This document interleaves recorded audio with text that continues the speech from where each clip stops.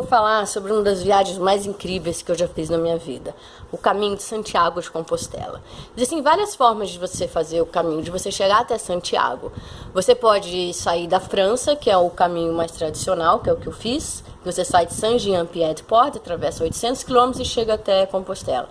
Você pode fazer o caminho português, também, que você vai sair da cidade de Porto, aí você vai caminhar 5 dias para cima em Portugal, mais 5 dias na Espanha, aí você chega no Santiago de Compostela, que eu acho, se eu não me engano, dá uns 300 quilômetros. Esse eu fiz em 10 dias. Mas hoje eu vou contar aqui um pouco da minha experiência do caminho francês, certo? Eu peguei um avião para Madrid e de Madrid peguei outro avião para Pamplona e de Pamplona eu peguei um ônibus para Saint-Jean-Pied-de-Port. Para você que nunca fez nem o caminho de Santiago, eu indico muito, recomendo que você inicie pelo caminho francês, tá? Porque o caminho francês ele já chega a ser até quase um caminho turístico, uma rota turística. Ele tem toda a infraestrutura. Ele tem albergues em poucos, sabe, sei lá, 5, 6, 10 quilômetros você vai ter albergue. Ele é extremamente bem sinalizado. Ele, assim, ele é uma grande fonte de renda para o comércio por onde ele passa. Então, vai ter os botequinhos, vai ter coisa para você comer, vai ter coisas para você comprar de farmácia, vai ter, assim, toda a parte de infraestrutura de coisas que você precisa. É muito fácil você encontrar ao longo do caminho francês, tá? Já me disseram que, isso eu vi em Portugal, que tem comerciantes que não estão exatamente no caminho. Então, eles colocam setas para indicar que ali é o caminho, só que na real ele tá te desviando do caminho para você ir lá na bodega dele, entendeu? Então meio que fica ligado, assim. Eu li isso em alguns blogs, né? Qual é essa seta, né? Eu botei a camiseta aqui para ilustrar. Esta é a seta que você vai ficar 800 quilômetros da sua vida perseguindo. Você não sabe a alegria que é quando você tá andando, sei lá, 1 hora, assim, deve ter passado despercebido as setas e de repente você fica, meu Deus, será que eu tô no caminho certo? Porque uma das coisas muito bacanas do caminho de Santiago é justo isso, você vai sempre pra frente, entendeu? Não é assim, porque se você vai pro seu trabalho, você vai e volta. Se você vai viajar para a Groenlândia, você vai e volta. Se você vai, é sempre assim, o caminho não, você só vai. É uma sensação muito gostosa essa. E outra, você só vai e você vai a cada dia, você vai estar num lugar diferente, com pessoas diferentes e às vezes as mesmas, mas cada um vai ter seu ritmo, entendeu? Você vai dormir num albergue que você não sabe assim exatamente qual é, num pueblo que você não conhece. Então você vai ficar 30 dias da sua vida acordando em uma cama e dormindo em outra. Isso é fantástico, isso é muito bom pro nosso cérebro, entendeu? Isso é muito bom para abrir a nossa mente, é muito bom para quebrar os limites de horizonte. Quando você volta de Compostela, a sua mente, eu falo que geralmente quando a gente viaja para qualquer lugar, nosso foco vai aumentando, né? Compostela ele faz assim, ó. Ele faz um 360 na sua mente. Porque ele não é só uma experiência, não é uma experiência cultural. É uma experiência espiritual, é uma experiência de limites físicos, é uma experiência de limite mental, emocional. Você vai em limites ali do seu corpo que até antes você não jamais imaginaria que você fosse capaz, entendeu? E outra coisa, eu aprendi lá, a velocidade da mente e a velocidade do corpo são totalmente diferentes. A nossa mente é tipo assim, ela acha que ela bota uma roupinha de Mulher Maravilha, que ela tem superpoderes, né? A mente, ela bota a roupinha, entendeu? Aí a mente vai, anda mais rápido. Ah não, vai um pouco mais. Ah não, leva isso aqui mesmo, vai, vamos lá. A sua mente é assim, cara, ela é meio perversa. Aí o seu corpo já é mais pé no chão, né? Literalmente.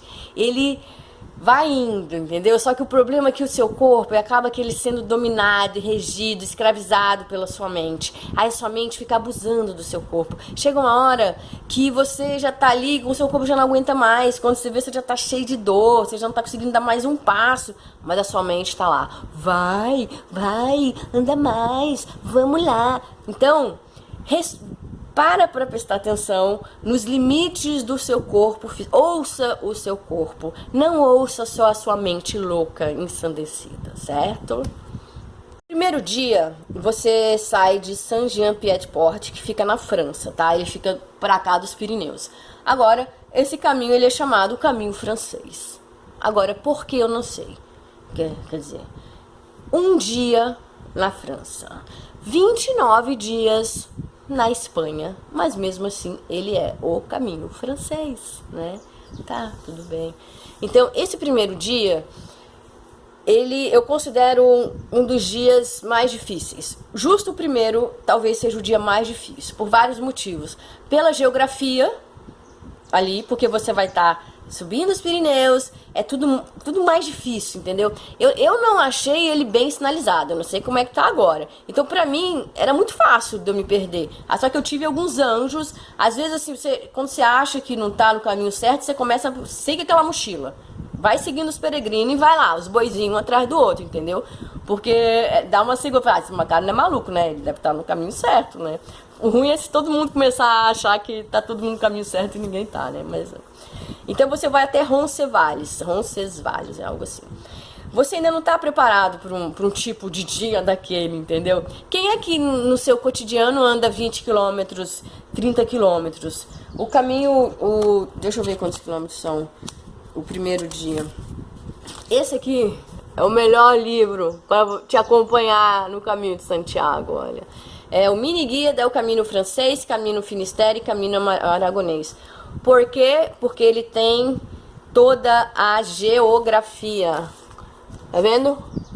Ele vai falar onde tem morro, onde tem subida, onde tem rio, onde é mais difícil, o que tem, o que. E ele é levinho, pequenininho. Ele é imprescindível, porque chega um momento que você não... Eu saí do Brasil com aquela ideia de quilômetros só. Então eu fiz altas planilhas, pá, aqui, esse aqui, tal, os albergues, esse, vou dar tantos quilômetros, opções, plano A, plano B, plano C. Só que não é a quantidade de quilômetros, entendeu? É como você está se sentindo naquele dia, como está o seu corpo naquele dia, como está a sua mente naquele dia e qual é a geografia daquela etapa que tá na tua frente, entendeu? Então, tinha dias que eu andaria 30 quilômetros, meseta, sabe? Uma coisa mais plana. E teve dia que eu andei, acho que foram 12 quilômetros, subi ao Cebreiro. Então, chega um momento, isso tudo que eu tô falando agora, eu aprendi depois, né? Porque eu fui totalmente errada, com planilha de quilometragem, a bota. Eu fui com uma bota do tamanho do meu pé. Morri de amaciar essa bota.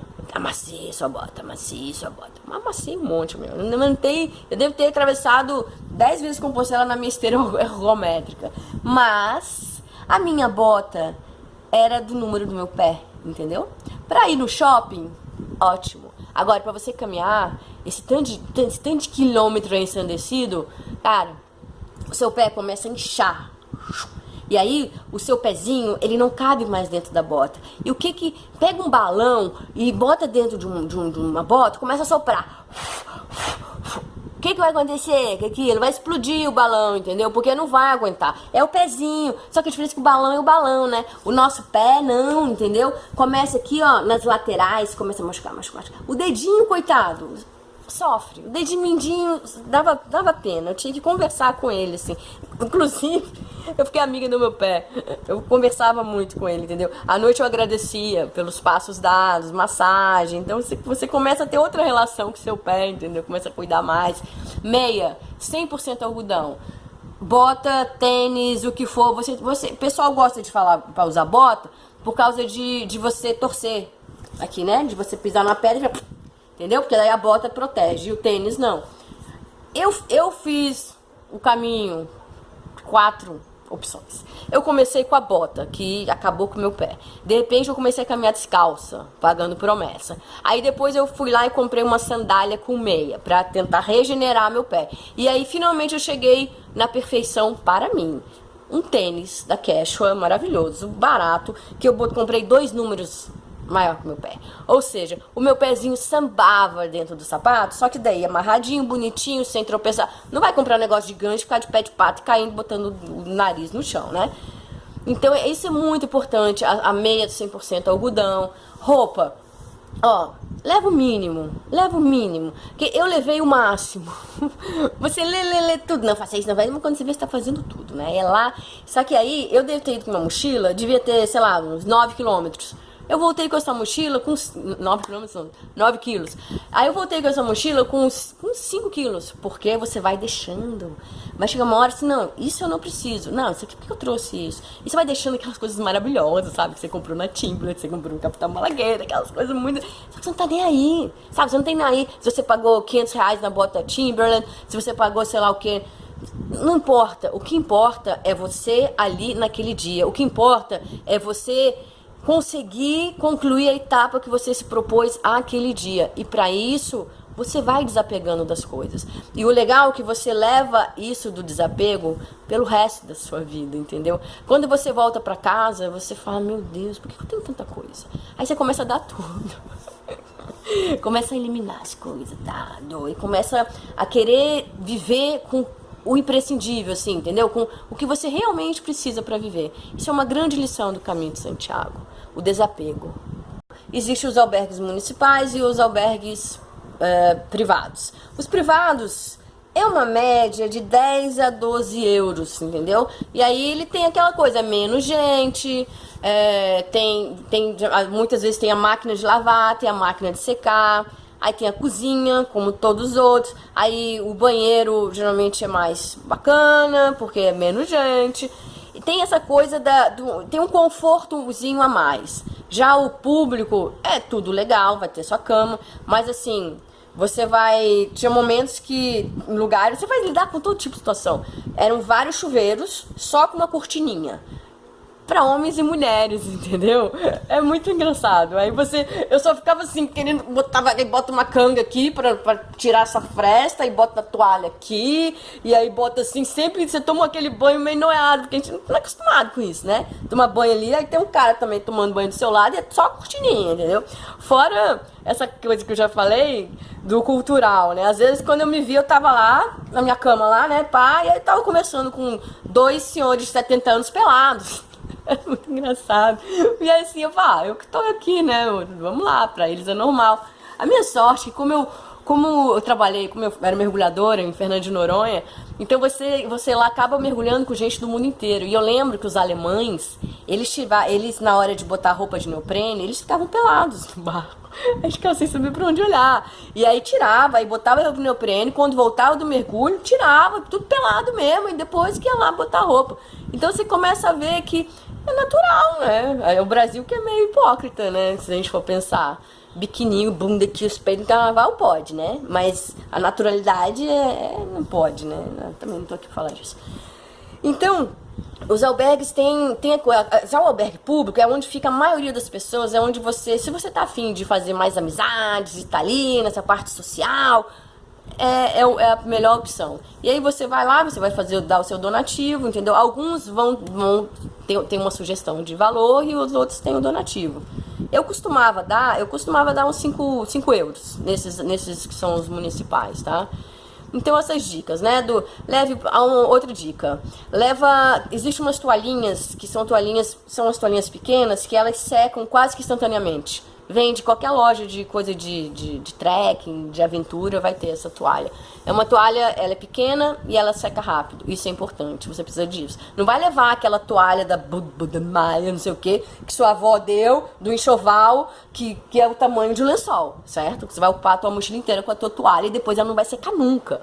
Então, toalhinha daquela pequena, que é um material lá, que eu não sei qual é, que seca rápido. Outra coisa que eu fui em setembro, outubro, eu peguei início de inverno.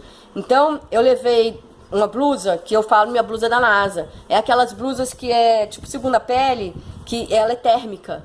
Então, ela é fina e ela mantém a temperatura do seu corpo. Ou seja, você vai estar carregando menos peso, entendeu? Essa blusinha térmica é como se eu tivesse, sei lá, com dois moletons. Só que vai botar 2 moletons na mochila e vai botar essa blusinha térmica. E essa blusinha térmica, o resto da vida, é o meu uniforme de inverno agora, né? Queria ter conhecido isso antes, teria penado menos aqui em Floripa, quando eu vim morar. Cajado. Deixa eu ver agora aqui um cajado. Este é um cajado. Cajado de Santiago. Na real, esse cajado aqui não é o cajado que eu fiz, ó. Tá vendo? Ele tá todo escritinho. Isso aqui são pessoas que eu fiz grande amizade, que deixaram cada um o seu recadinho aqui. Tem todas as línguas, tem até chinês, né? Então, tem gente que gosta de fazer com esse cajado tradicional e tem gente que gosta de fazer com aquele cajado de trekking, que é aquele dos alpinistas, né? Eu levei um cajado, eu fui na onda, né? Falei, vou levar um cajado. E aí, só que daí eu fui com um cajado que minha mãe fez o Caminho de Santiago, que é esse modelinho aí alpinista, né? Então já era um cajado que já tinha feito 800 quilômetros. E lá eu fui fazendo, pá, você vai andando com o cajado. Aí eu sou uma pessoa que eu não gosto de carregar coisas, né? Eu não carrego nem bolsa. O que eu puder, eu quero estar com as minhas mãos livres. Não gosto de ficar carregando coisa.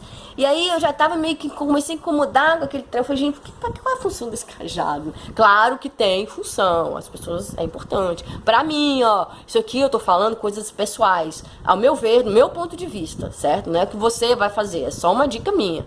Então, eu acho que 100% dos sites vão falar pra você levar um cajado. Eu não curti cajado. Até porque aí aquele barulhinho, tec.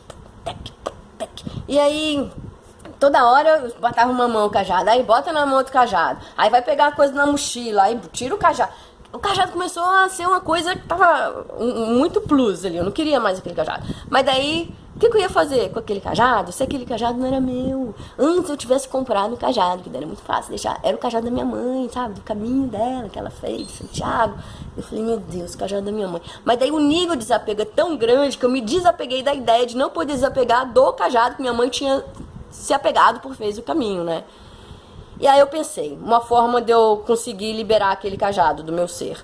Pô, vou deixar em algum lugar que ela tenha gostado muito. Eu lembrei que ela falou que ela amou a cidade de León. Então, quando eu tava...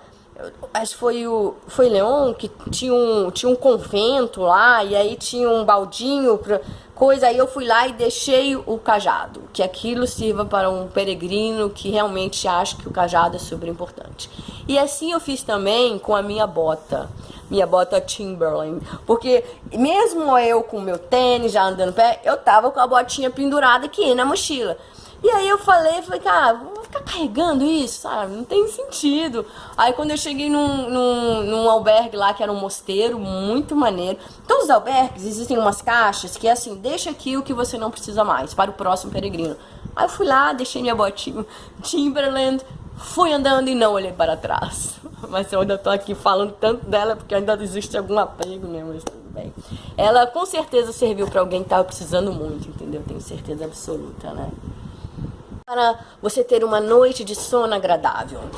Olha, você vai estar dormindo às vezes com 50 pessoas dentro de um albergue. Sei lá quantos boliches com gente do mundo inteiro, homens, mulheres, crianças e o que for. Então, você está sujeito a ouvir todo tipo de barulho. Você vai ouvir pum, você vai ouvir arroto, você vai ouvir ronco, você vai ouvir a galera que vai no banheiro de noite, você vai ouvir a galera que chega mais tarde.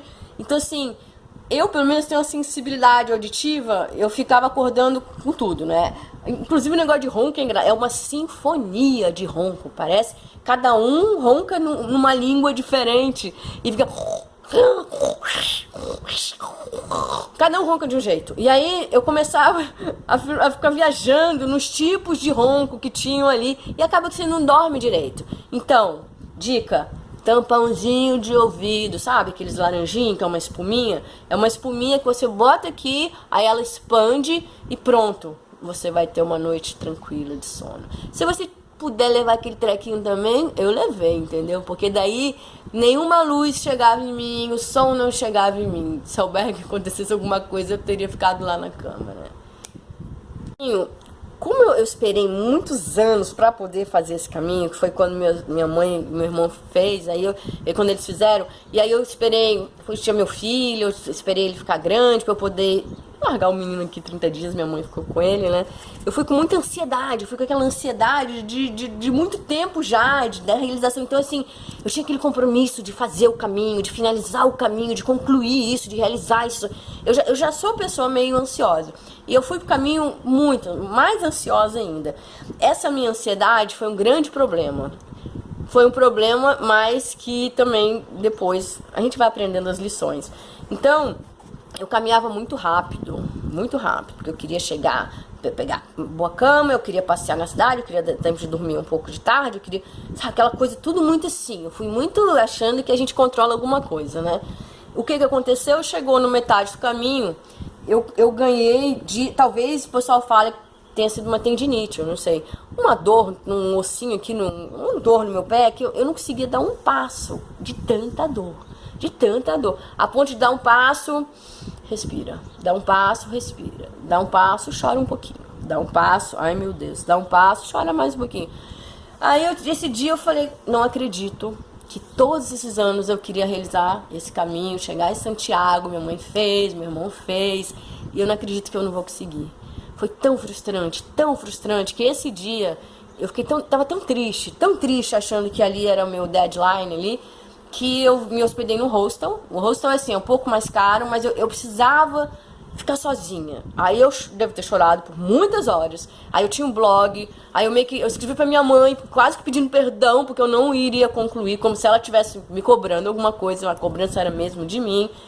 E aquilo foi muito assim, sabe, foi muito frustrante, era muita dor, mas eu chorei tanto que eu acho que eu fiz uma catarse ali, e respirei e falei, não desista, mude os planos, respira. E aí, a partir desse dia, em vez de andar 30 quilômetros, 20 e tantos quilômetros, e andar rápido, e não falar com ninguém, eu comecei a andar devagar, e menos quilômetros. Aí sabe o que eu fiz para andar devagar? Eu peguei uma fitinha lá, eu amarrei em mim lá, pra eu lembrar que toda vez que quando eu via que eu já tava andando muito rápido, que era pra eu ir devagar, porque senão eu ia continuar com a dor e ela intensificar e eu não ia conseguir fazer o caminho. Ou seja, ou eu trabalhava minha ansiedade, ou eu não conseguiria realizar esse grande sonho.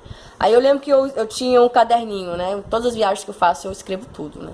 E aí eu escrevi, eu achei ontem aqui, para mim, hoje, isso era no meio do caminho, era na metade do caminho. Para mim, hoje, é o primeiro dia do caminho. É com humildade que agora digo que vou caminhar na medida do possível e equilíbrio entre o meu corpo e a minha mente. E, se possível, chegar em Santiago de Compostela. No momento que eu me dei essa flexibilidade, essa liberdade, e eu fiz esse meu respeito pelo meu corpo, tudo mudou. Eu comecei a caminhar mais devagar, eu comecei a interagir mais com as pessoas, eu comecei a prestar mais atenção no caminho. E eu parei de pensar tanto em chegar no destino. E aí eu descobri que o caminho, é até piegas e clichê, né, falar isso, né? Mas o caminho é o mais importante, entendeu? É cada dia que você tá ali no caminho. Então, assim, não é chegar em Santiago, é você olhar aquela árvore, é você olhar aquele povoado, é você olhar aquela flor, é você respirar a atmosfera daquele vilarejo. E gente com pressa, ansiosa, que tá pensando só no caminho, perde tudo isso. E eu acho que eu perdi um pouco do começo, porque eu fui nessa ansiedade e graças ao meu pé, com essa dor absurda, que foi um presente, eu pude aproveitar imensamente a partir daquele dia até Santiago de Compostela. Isso foi quase na metade do caminho. E a partir desse dia que eu controlei essa ansiedade, comecei a respeitar o meu corpo físico e vi que mente e corpo são coisas diferentes, têm velocidades diferentes, tudo deu certo, tudo fluiu melhor. De repente eu não tive mais dor, eu não tive mais bolha. Tudo começou a correr realmente como é o caminho de Santiago. Talvez seja mais ou menos que nem a primeira metade do caminho foi como se fosse meu primeiro filho, e a segunda é como se eu tivesse um segundo, entendeu? O primeiro, tudo é o fim do mundo, tudo você morre de medo, tudo é... Eu não tive o segundo, mas eu imagino que um segundo eu ficaria muito mais tranquila, já sabendo que tudo ia dar certo, né? Aquelas noias que mãe tem. No caderninho também, eu escrevi assim, né? Na primeira... Porque assim, você vai encontrando os peregrinos, né? Assim, nem sempre vocês dormem. No caminho francês, é muita opção de quilometragem, muita opção de albergue, então não tem muito aquele fluxo, todo mundo quase sempre nos mesmos albergues. Já no caminho português você vai estar com a mesma galera por 10 dias, e você, no final é difícil, você forma uma família ali, na hora de dar adeus é difícil demais. Então aí eu escrevi assim, nesse francês, né? Primeira semana, o assunto da galera é: de onde você veio? Você vai até onde hoje? Vai ficar em qual albergue? Primeira semana, né? Segunda semana, o assunto: como é que estão suas bolhas? A minha tá assim. Você fez o quê? Essa é a segunda, né? Aí na terceira semana já eu escrevi lá: qual é o anti-inflamatório que você tá tomando, né?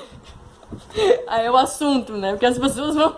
E assim, existe aquelas coisas em comum que acontece com a maioria dos peregrinos. As bolhas, as ampolhas, né? Isso é fato, né? Aí tem muita coisa... Às vezes, aquela coisa de você estar andando com aquela calça, né? E vai suando, e aquela quentura, e é o dia inteiro com aquilo que não respira, tua pele não respira. É muito fácil você pegar alguma alergiazinha de pele. Eu tive na canela, por causa da meia e da calça. Então, meia, calça e no começo a bota, nessa região aqui, ó, ficou tudo vermelho. E aí eu passei uma pomada lá, que o pessoal lá... Todo mundo sabe exatamente o que é bom pra tudo, né? Porque tem gente que tá fazendo caminho pela terceira vez, segunda vez. Então, assim, já vão te orientando, né? Que mais? Credencial, essa que eu falei, que é o passaporte peregrino, é muito importante, entendeu? Porque você vai precisar desse passaporte para você no final, você provar que você realmente fez o caminho de Santiago caminhando, tá? Oi, quase matei meu cachorro, desculpa. Esse aqui, vamos ver se dá pra... A gente chama, como é que chama mesmo? Esqueci. Eu sei que isso aqui é o meu certificado de que eu concluí o caminho de Santiago. E pra você ganhar um desses, sabe o que é legal? Tá escrito em latim. Esse é o mesmo diploma, certificado. Eu acho que tem um nome, Compostela. Eu acho que é Compostela. Que o pessoal de centenas de anos recebia. Esse é o original. E eles mantiveram isso. Então, eu tenho em mãos o mesmo documento de São Francisco. Será? Teve um dia que eu caminhei, quase corri para poder ficar no albergue, que era das Camélias, porque diz a lenda que São Francisco se hospedou nesse albergue. Então eu saí muito cedo, eu andei que nem uma louca, porque eram menos vagas e tinha essa coisa de São Francisco. Eu falei, eu preciso ficar nesse albergue, e eu consegui chegar nesse albergue por causa de São Francisco. Eu tenho um irmão que é apaixonado por São Francisco, então eu queria... Era uma homenagem ao meu irmão, né? E aquela coisa de estar... energia de onde São Francisco esteve, assim, é muito legal, né? Então, esses caras são lendas, né? Assim, de repente você tá no lugar onde ele dormiu, é muito bom, né? E esse diploma certificado aí, você vai ter o seu passaporte, você vai chegar em Santiago, aí tem lá uma oficina, a oficina do peregrino, pega uma fila, ele vai olhar quantos quilômetros você fez, vai olhar a diferença e você vai receber. O que você precisa fazer exatamente para você ganhar isso aqui? Você tem que provar que você caminhou pelo menos 100 quilômetros, tá? Eu ia falar caminhou 100 quilômetros a pé, né? Então, caminhou 100 quilômetros. Ou, se você tiver de bicicleta, você tem que provar que você fez 200 quilômetros. E se você tiver de jegue ou cavalo, você tem que provar que você fez 200 quilômetros também. Tá? O peregrino que está andando a pé, peregrino, que tem o bicigrino, ele tem prioridade nos albergues, tá? Se chegar lá, gente que tem 10 vagas no albergue, chegar 10 peregrinos a pé e um de bicicleta, os a pé têm prioridade, tá? Eu já cheguei, teve momentos que eu tive que dormir puxadinho, assim, quase na casa do dono do albergue, porque não tinha vaga e eu não conseguia dar mais nenhum passo. Então, assim, é bom dar umas planejadas. Tem alguns momentos que é bom você dar uma planejada, entendeu? Que mais? Considerados anos santos, que são considerados ano santo jacobel, tá? Esses anos são quando o dia 25 de julho cair num domingo. E é legal que aí existe na Catedral de Santiago o botafumeiro. O botafumeiro, eles não ficam aquela coisa gigante, sabe aquele sachêzão lá que fica voando na igreja? não é sempre que tem, não é você vai chegar todo dia tem, isso não existe. Ou você junta um pessoal e vocês encomendam para ter aquilo, acho que paga para ter aquilo, ou se você tiver muita sorte, chegar em algum dia festivo, que foi o meu caso. Eu cheguei no dia de algum santo, de alguma coisa, e teve o botafumeiro. Tá, o momento que você chega a Santiago, depois de passar por tudo isso, todos esses limites que eu falei, é indescritível, né? Os últimos dias eu conheci uma francesa, Michelle, que só falava francês. Ela só falava francês comigo, só que eu não falo francês. E a gente se comunicava perfeitamente, mesmo sem falar a mesma língua, a gente se comunicava e a gente se deu muito bem. A gente ria, foi muito divertido.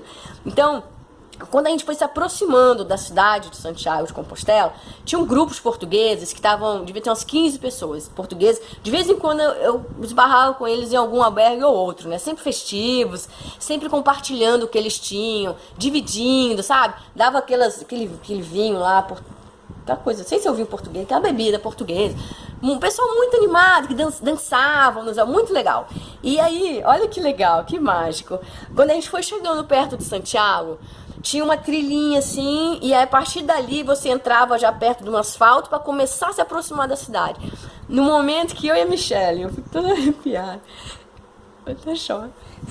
Aí, no momento que a gente saiu dessa trilha, ele devia assim, esses tipo 15 portugueses, eles fizeram um corredor, assim, 7 de um lado, 8 de outro, todos com o seu cajado. E aí, na hora que a gente passou, eles ergueram o cajado e fizeram um X pra gente passar pelo meio. No momento que a gente chegou em Canteado, todos eles bateram palma. E foi lindo. Nossa, eu não consigo falar isso sem chorar. É gente que, sabe, que você não conhece, assim, de repente, naquela homenagem, e você já tem aquela coisa da emoção de você chegar em Santiago e de repente você ser homenageado com 15 cajados, com essas pessoas com esse coração enorme, fazendo uma fila, te batendo palma pra você. Foi muito lindo, a gente deu muita sorte, muito mérito, né? E aí continuamos. Eu não bebi nada o caminho inteiro. Os 30 dias eu não bebi nada, nem vinho, nem cerveja. Mas o dia que a gente chegou, eu e Michelle, que a gente chegou em Santiago, a gente chegou, era, sei lá, 10 da manhã, porque a gente dormiu num lugar muito perto de Santiago. Porque a gente queria, aquele dia a gente queria fazer, sabe, assim, quase que beijando cada centímetro do solo. Então a gente deixou para caminhar uns 10 quilômetros só. E aí, nesse dia, quando a gente chegou em Santiago, aquela gaita de fole tocando, e aquela cidade fantástica, é uma cidade universitária, mas vários peregrinos, aqueles corredorzinhos, fantástico. A gente entrou num pub lá, e aí eu comprei uma garrafa de champanhe. E aí eu e a Michelle começamos a tomar champanhe. E aí ela foi lá e comprou outra garrafa de champanhe. E a gente se embriagou. E aí todos os peregrinos que iam chegando também, né? A gente gritava, Buen Camino! Parabéns, peregrino! E a gente fazia a maior festa pro peregrino chegando. E o pessoal ficava muito feliz e batia palma e todo mundo se abraçava. Essa coisa do peregrino... É muito legal isso, essa coisa. De repente você tá ali abraçando, sabe, um chinês, um holandês, um japonês, um americano, e de repente você tá dançando com eles. É fantástico, gente, isso. Essa coisa, sabe, de global, de somos todos um, de somos todos irmãos. É demais. Então é isso. Que o seu caminho seja cheio de luz, iluminado, que tenha muito aprendizado, acredite nos seus sonhos. Se você acha que não tem grana, não sei o que, faça como eu. Um ano antes eu já planejei as minhas viagens, esse caminho de Santiago não foi diferente. Quando eu fui pela Ibéria, eles começam a vender, eu acho que 11 meses antes. Eu devo ter sido a primeira pessoa a ter comprado uma poltrona naquele avião. Então eu paguei um preço super em conta. Eu acho que eu paguei R$2.200 ida e volta para Madrid, Floripa, Madrid, Floripa. E tudo é possível, porque se eu fosse comprar isso um mês antes, eu jamais teria conseguido ir, entendeu? Então você faz o planejamento. Aí eu lembro que cada mês eu comprava X de euros. Aí tal mês eu comprava uma parte do meu casaco, aí a capa de chuva, aí... Né? Você vai se organizando, vai fazendo com devagar, que tudo é possível. Buen camino!